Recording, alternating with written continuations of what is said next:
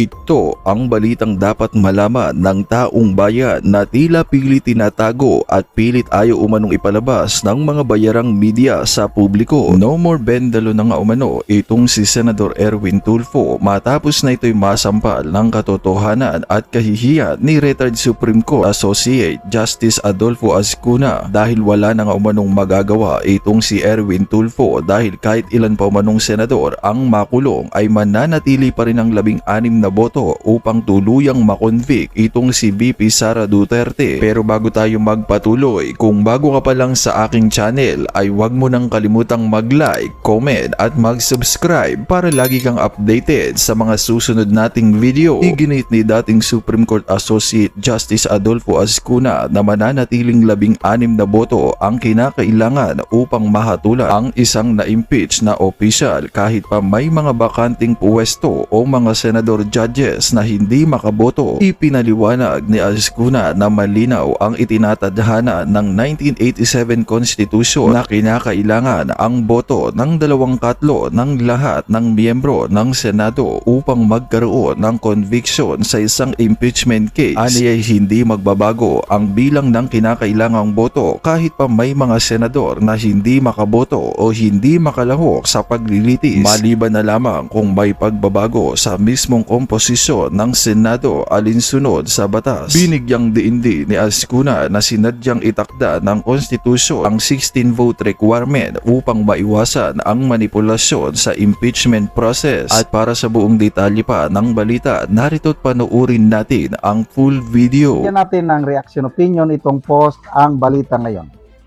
Pahayag ito ni ex-Supreme Court Justice Adolfo Azcuna.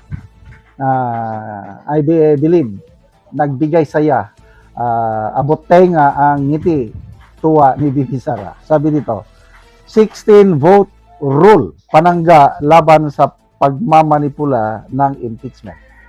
Former SC Justice Azcuna. Excuse me, ha? Iginiit ni dating Supreme Court Justice Associate Justice Adolfo Azcuna na nananatiling 16 na boto ang kinakailangan upang mahatulan ang isang ma-impeach na opisyal kahit may mga bakanting pwesto o mga senator judges na hindi makaboto. Ayon kay Azcuna, isa sa mga bumalangkas sa 1987 Constitution. I think 48 sila na sumulat, framers ng ating Constitution. So original.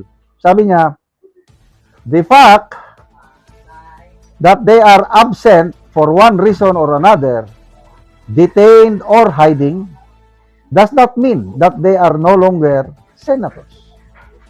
Dinagdag pa niya. So as long as they remain senators, kasama yan sa computation, 2/3 is 16 pa rin.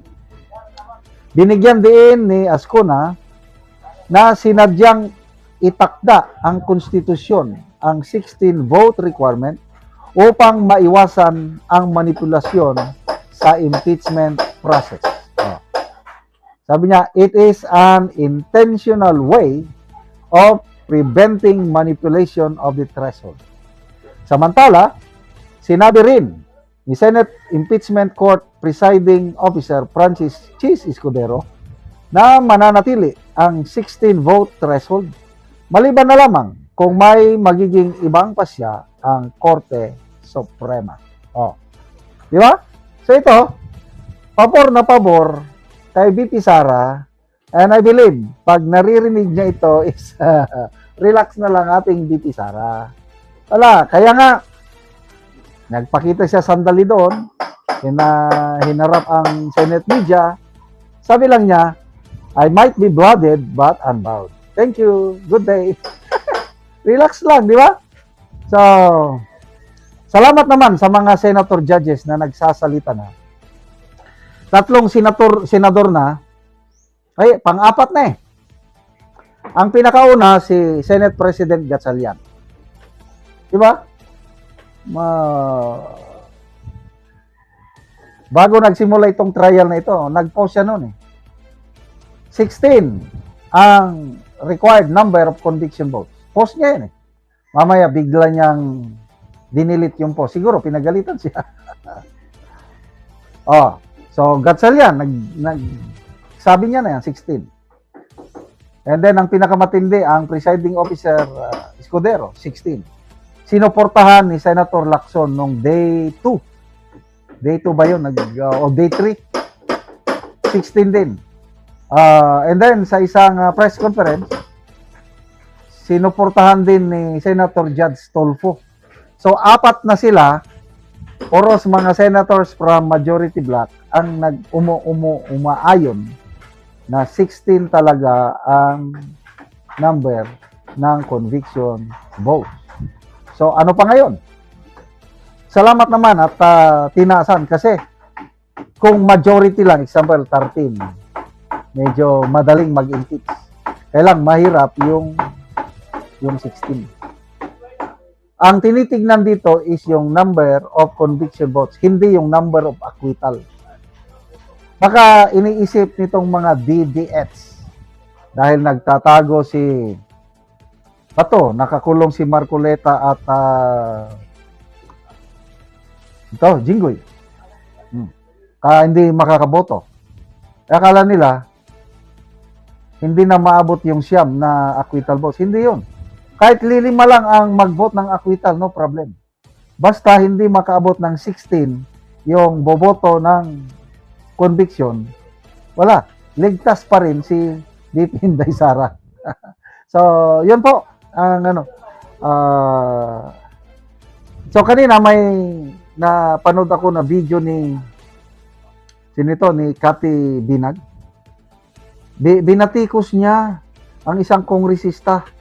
Di ba binisita ni VP Sara si Senator Marcoleta sa PNP General Hospital. Tapos binigyan niya ata ng hopya. Kasi paborito ni Senator Marcoleta ang hopya. Hopya at hamburger. Nako, nagsalita daw yung Congressman Paulo Ortega ba yun? Na sobrang close na daw si VP Sara at Senator Marcoleta. Totoo naman. Close na sila beforehand. Close na sila. Nung congressman pa lang si Marcoleta, siya lang ang nag-iisang kongresista na dumipa o dumipensa kay VP Sara noong 2024 na budget deliberation. Tapos nung election last year, inendorso talaga ni VP Sara si Marcoleta. Kung close sa close, talagang close. At makikita na natin yung closeness ni VP Sara kay Marcoleta. Yan na po ang proof na sa 2028 wala nang ibang i-endorse ng Iglesia ni Cristo kundi si VP Sara as president. Huwag na kayong umasa yung kandidato ng Marcos Jr. administration, kung sino pa man yan, Hontiveros, sino pa man yan, Tulfo, huwag na kayong umasa. Sara Duterte ang kandidato ng Iglesia. Kaya kung close sila, so what? Ganyan lang talaga. Si SP Gatchalian, close din siya sa Malacanang. Di ba, pinopos niya yung litrato nilang dalawa ni First Lady nagsisimba. Close nang close. So what's the problem? Bigyan natin ng reaction, opinion, itong post ng Golden Nation Network. Sa isang interview, nagsalita si Senator Erwin Tulfo. Sinasabi niya, kung ano ang sinasabi ng batas, yun na yun. Hindi pwedeng mabaguhin ang sinasabi ng batas. Sarap pakinggan, ano? So, hindi pwedeng i-bend the law. Anong batas na ito? Yung batas na nakalagay sa Constitution, yung number of conviction votes ng isang impeachable official is 16. Hindi na daw pwedeng baguhin.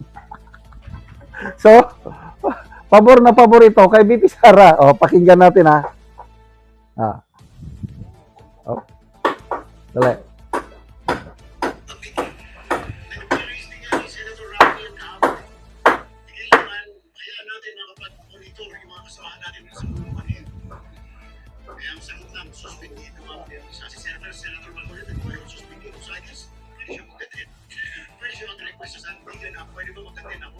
kasi pinuno siya ng taong bayan, eh, di ba?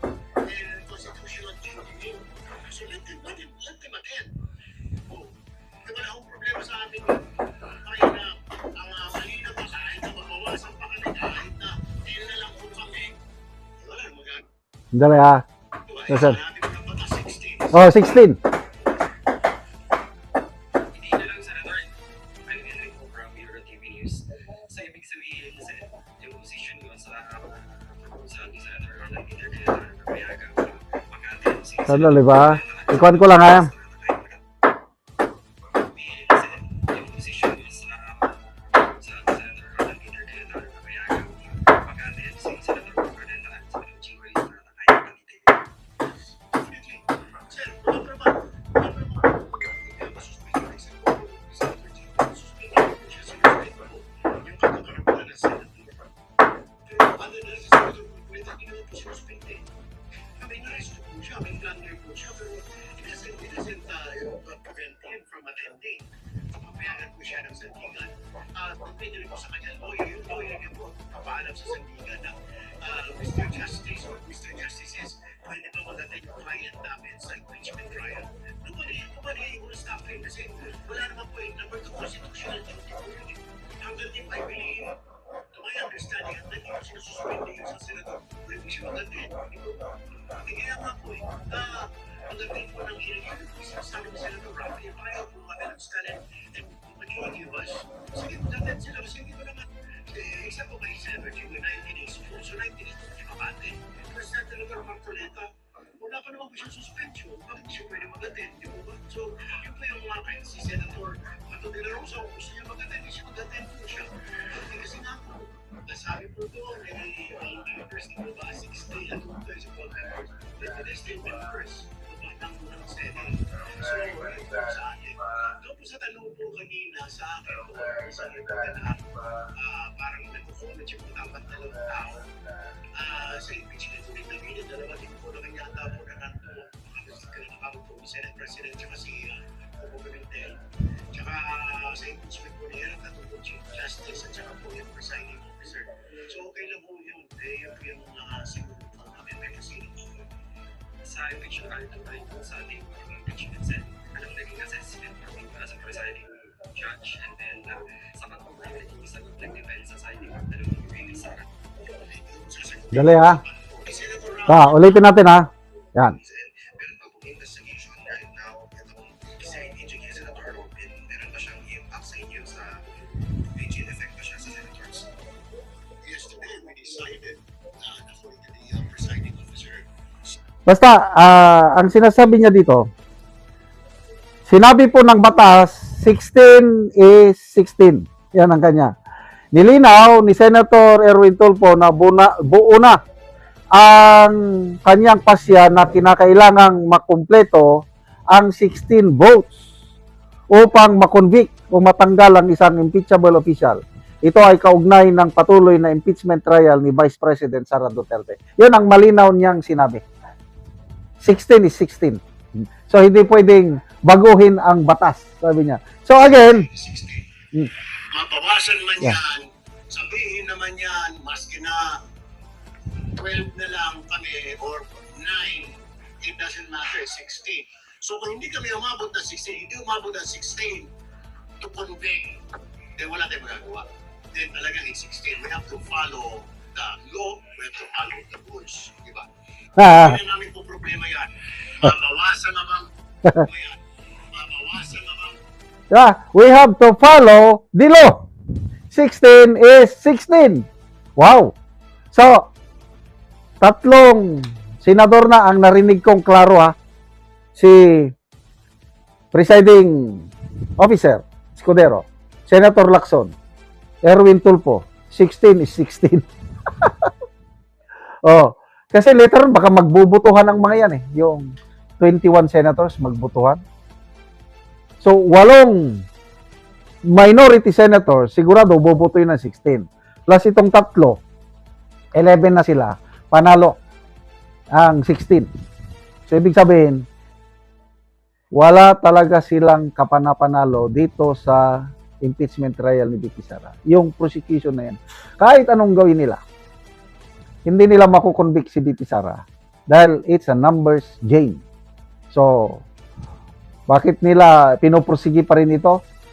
Para lang maglabas ng mga ebidensya kunuhay para masira nila ang credibility ni BP Sara. But, i-base natin itong day 1, 2, and 3. Witness nila palpak eh. No relevance at all yung sinabi ni Kalilong na video niya is authentic. So what kung authentic?